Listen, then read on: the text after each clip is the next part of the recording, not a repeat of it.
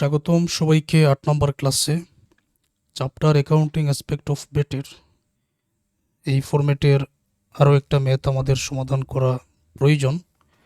তো এটা যেহেতু তোমাদের কাছে নতুন নয়, সরাসরি যাচ্ছি আমি আলোচনায় এবং আমি আশা করছি তোমরা এটা পারবে। আর এ জাতীয় অঙ্কের যে নিয়মটা কস্ট শিট, এটা তোমরা জানো, এই নিয়মে অঙ্কের সমাধান করতে হবে। তো এটা নতুন করে আলোচনা করার কিছু নাই। এবার যাচ্ছি আমি মূল আলোচনায়। তো এখানে কি কি আছে একটু লক্ষ্য করো।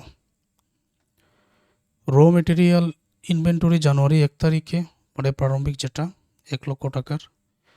তো র মেটেরিয়াল ইনভেন্টরি ডিসেম্বরের 31 তারিখ 40,000। ফিনিশ কোর্স জানুয়ারির 1, ফিনিশ কোর্স ডিসেম্বর 31।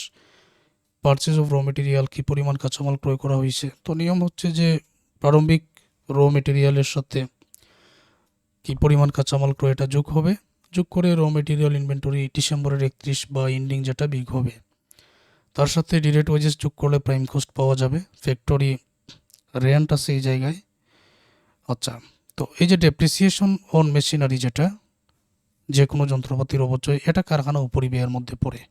মানে এই যে ফ্যাক্টরি ওভারহেডের মধ্যে এখানে আছে ফ্যাক্টরি ইকুইপমেন্ট ডেপ্রিসিয়েশন, আবার এটা মেশিনারির ডেপ্রিসিয়েশন। তো দুইটাই তো কারখানা উপরিব্যয়। ফ্যাক্টরি রেন্ট আছে, এটাও কারখানা উপরিব্যয়। অ্যাডমিনিস্ট্রেটিভ আর সেলিং দুইটা ব্যয় আছে। Company sells it product by adding 25% profit on total cost. Total cost বললে কীরকম আর সেলসের উপর বললে কীরকম, এতটুকু তো এখন পর্যন্ত তোমাদের ক্লিয়ার। আচ্ছা, তাহলে এগুলা নিয়ে আমি ধারাবাহিক বসিয়ে দিচ্ছি। এটা তোমরা এখনই পারবে আমি যেটা মনে করি, তারপরেও একবার দেখিয়ে দিচ্ছি, তোমরা সমাধান করে নাও। Determine the amount of VAT if the rate is 15%। Okay, সরাসরি যাচ্ছি আমি সমাধানে।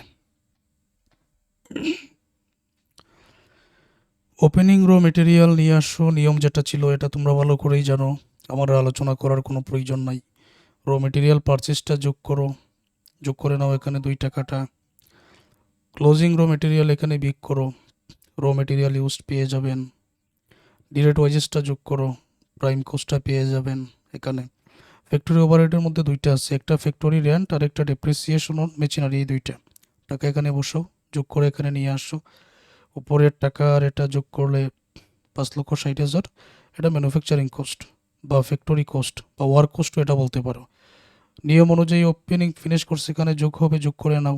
ক্লোজিং ফিনিশ কোর্স এখানে বিগ হবে, তো বিগ করে নাও। বিগ করে যে টাকাটা পাবো এটার নাম হচ্ছে কোস্ট অফ গুডস সোল্ড। তো এই জায়গায় ওয়ার্ক ইন প্রসেস এগুলো নাই, দুইটাই ব্যয় ছিল, অ্যাডমিনিস্ট্রেটিভ আর সেলিং, দুইটাই যোগ করো। যোগ করলে টোটাল কোস্ট আমরা পেয়ে গেলাম। টোটাল কোস্টের উপরে 25% প্রফিট যোগ করো।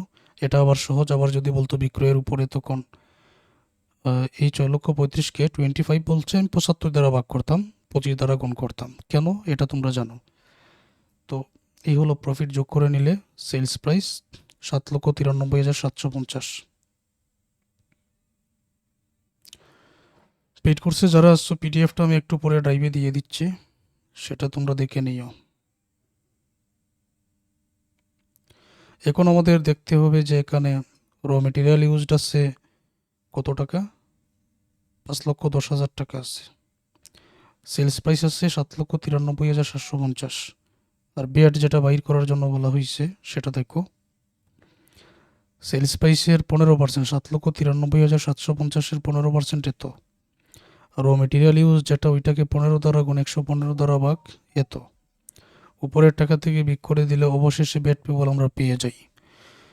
তাহলে প্রিয় শিক্ষার্থীরা, এখন পর্যন্ত ধারাবাহিক ক্লাসগুলোর মাধ্যমে যে দুইটা গুরুত্বপূর্ণ ফরম্যাটের অঙ্কের সমাধান করাবো বলেছিলাম তোমাদের 1 নম্বর ক্লাসে, সেটা আমাদের শেষ হলো।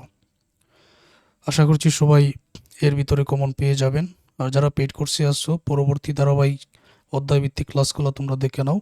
নিজেরা উপকৃত হলে তোমাদের সহপাঠীদের আমার পেইড কোর্সে ভর্তি করিয়ে দিবে।